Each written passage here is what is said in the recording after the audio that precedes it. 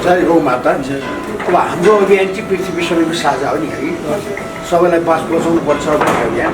यो विश्व गुरुदेश अमेरिकाको, क्यानाडाको, सिङ्गापुरको नामी सानो नहुँदा नेपाल स्वतन्त्र विश्व गुरुदेश होइन त। गौतम बुद्धको देश, शिवजीको आराध्य भगवान् पशुपतिको देश, सगरमाथाको देश, यस्तो देशमा जसले पशुपति पत्ता लगाइदियो गौमाता उनीकै अपमान। त्यही दोष कसलाई? शासकहरूलाई पनि।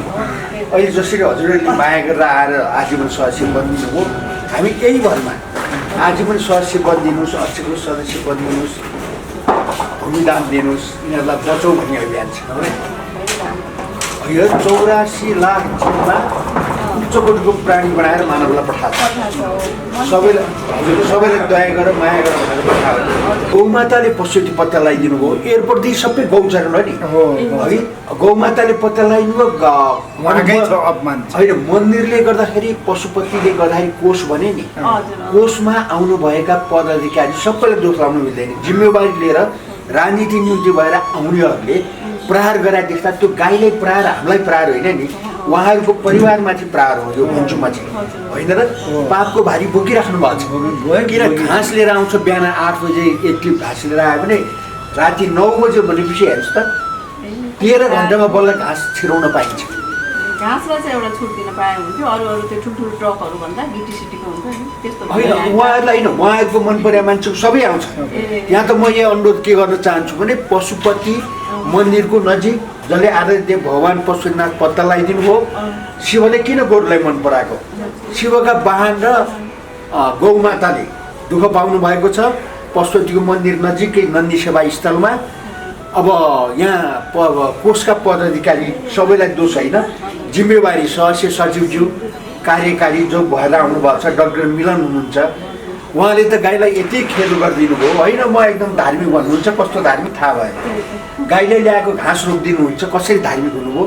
है, सबैले पीठाधीश मोठाधीश धर्मगुरुहरूले उहाँको चाहिँ मूल्याङ्कन गर्ने कुरा हो र उहाँहरूले नै आवाज उठाउनु पर्ने है। गाईलाई आज राष्ट्रिय जनावर सबै गाईको जग्गा एयरपोर्ट बन्यो ल, यस्तो हामीलाई सुविधा भयो। आज एयरपोर्टको सट्टा अरू गौचरण दिनु पर्दैन। राजा त्रिभुवनले ल एयरपोर्ट गाईको जग्गामा बन्यो, सक्दो छिटो सट्टा भर्न दिनु भनेर हुकुम हो।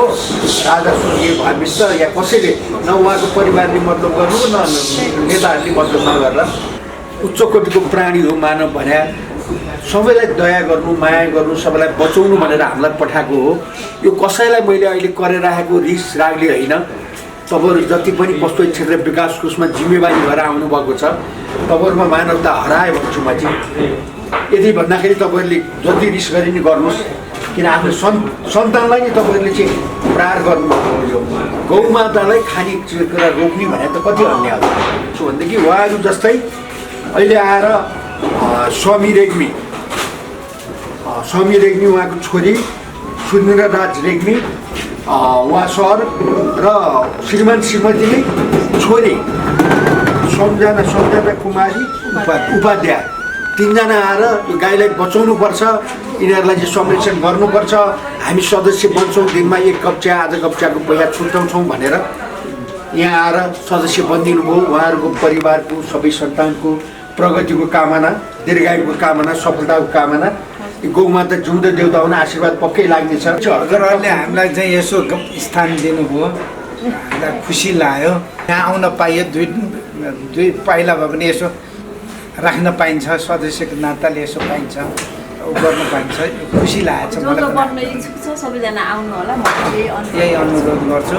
82 सालको उसमा अब देशको समस्त दाजुभाइ दिदीबहिनीहरू आइदिनु होला, गौ सेवा गरिदिनु होला।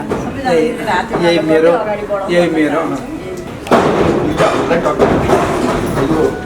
माताजीबाट सुरु गर है। दीर्घायु सत्ताबाट गरेर कमसेकम अलिकति केही छ सफलताको कामना। अब नानी चाहिँ बाहिर बसी नानीलाई माला पर्दैन, आएको बेला ल्याउँछु, लिएर आएर लगाइदिउँला। अब सबैजनाको उहाँहरूको जस्तै मन होइदियोस्। पृथ्वी सबैको साझा हो। आज मानवले मानव मात्रै बनाए, यसो नगरौँ, थोरै मान्छे होइदिनु हो, गाईलाई बचाउनुपर्छ, अरू प्राणीलाई बचाउनुपर्छ भनेर। र यति भन्दै 2082 सालको मङ्गलमय शुभकामना व्यक्त सबैलाई, यहाँहरूलाई शुभकामना, सबैको प्रगति, सबै परिवार यहाँको संस्थाको सबै परिवारहरूलाई शुभकामना, सबैको कल्याण होस्। यति भन्दै बिदा हुन्छु। जय गौ माता, जय नन्दी, जय पशुपतिनाथ।